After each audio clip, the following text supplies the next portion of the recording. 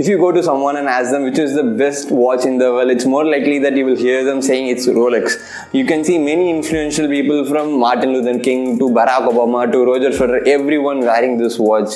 But they will also tell you that Rolex watches are really costly. Hey guys, welcome back to the channel. If you are new here, my name is Mano, and Rolex is one of the brands which captures people's attention every single time. And Rolex makes the best watch in the world. We all know that, and especially mechanical watches. But we also know that Rolex watches are really costly. But why they are so costly? So let's see that in this video. So without further ado, let's start the video. The story/history of Rolex brand is one of the best ways to know why Rolex watches are really costly. And in 1905, two brothers Wilsdorf and Davis decided to start a company for themselves. So in those days, Swiss watches were considered to be the best watches in the world, and they used to sell all over the world in all the countries.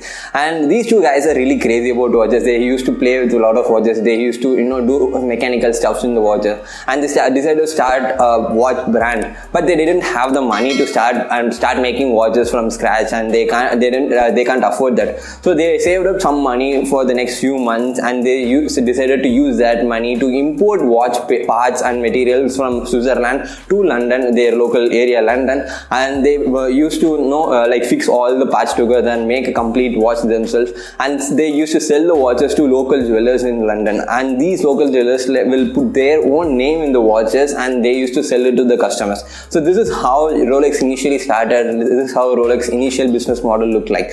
And in 1908, they wanted to have a own brand name for themselves. They wanted to have a brand name which customers can use. They wanted their own watches to be there in the hands of customers. So they wanted a brand name in the first place. So Wilsdorf was thinking of a brand name which is short and easily spellable in any language, and it's short enough that it can be placed in the wrist and in the chins and dials of the watches. And he came up with many names, and one of the name was Rolex. Rolex didn't mean anything at all, but it's just a simple word. It struck up in Wilsdorf's mind. But Rolex sounded really good when it spelled, so they decided to go with the name Rolex, and they registered the Rolex trademark in 1908, and they started selling their own watches, own brand named watches in 1908 for the first time. But in a few years, the First World War broke, and they were almost out of business. So it was almost impossible for them to do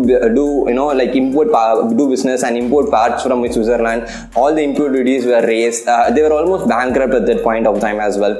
But so they decided, Wilsdorf and Davis decided to shift their brand completely from London to Switzerland after the World War ended. They did so, and the issue didn't stop after shifting their branch and company from London to Switzerland. In Switzerland, they got so many complaints and issues because Rolex is known for making mechanical watches, right? And if something gets interrupted in the mechanical watch, if some water particles or dust particles enter the system, it will completely destroy it. And there were so many complaints that when a water particle or dust particle enters the system, watches are not working. People are returning the watches, and they have to solve this technical issue. And they thought of an issue and came up with making watches that are dust resistant and water resistant. And from that point of time, Rolex grew a lot, and they started using a lot of precious metals like gold and silver and many gems in their watches as well.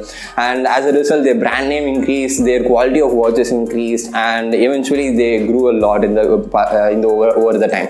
And Wilsdorf started a charity at the end, and he left all his Rolex shares in the charity, so that some part of the money Rolex earns goes to the charity. And today, this charity runs the Rolex brand, and a huge amount of income Rolex earns goes to this charity. Rolex uses a lot of precious metals like gold, silver, platinum in their watches, and they also use precious gems like diamonds in their watches as well. And Rolex have their own in-house foundry where they make their own platinum and gold. They are the only brand in the world, watchmaking brand in the world, to have their own foundry where they make their own gold to use it in their own watches. So they are so crazy about their watches, and they are so precise in their measurements and things.